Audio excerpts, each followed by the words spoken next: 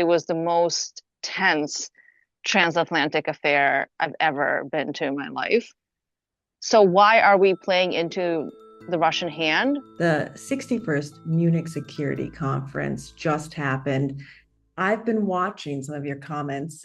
The conference was probably the most extraordinary Munich security conference that I've been to, maybe with the exception of the one that happened in 2022, which was just 3 days before the full-scale Russian invasion. But uh, at that time, in 22, the vibe, the atmospherics were just about the invasion is about to happen.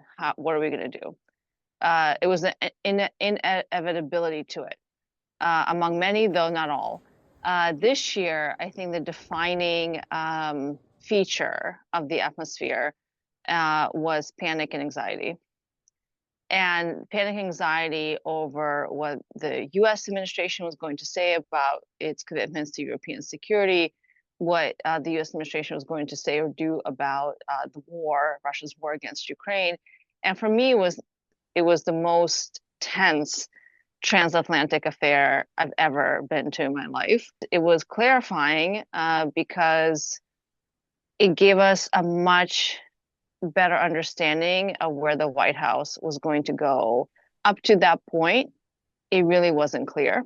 The signals were very chaotic all over the place, but it's become very clear since Munich as well, where the White House is heading, where the US is heading, as it pursues negotiations directly with the Russians.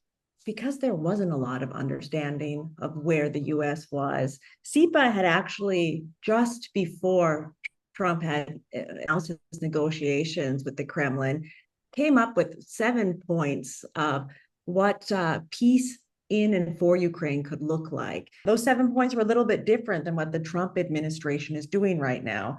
Is the work that you put into that now irrelevant, or is it still relevant in some way? Ideas have a way of becoming relevant at the right moment, right?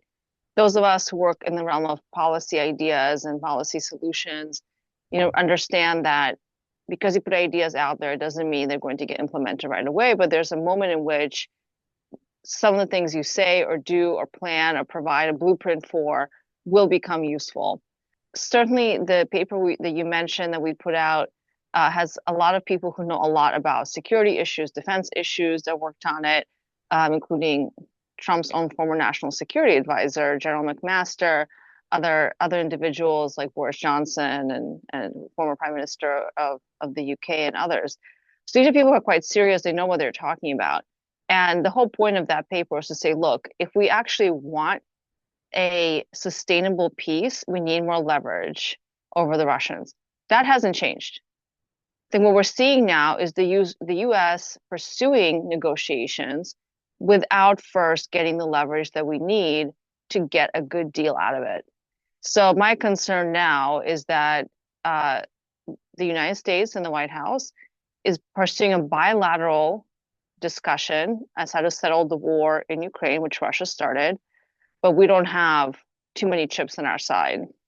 We could get those chips if we did what the 7 points that we outline in that paper says, which de facto is apply more military pressure, more economic and financial pressure on the Russians, threaten them in various other ways, diminish their ability to carry out the war, and then they'll come to the table and be ready to deal. Right now, the Russians, frankly, are not ready to deal unless it's a deal that's completely on their terms. The message we're getting from the administration, at least for now, is that they seem to be comfortable with that. But if my experience with how the Russians pursue negotiations continues in the same path as we've seen over the last several decades, these negotiations will get bogged down.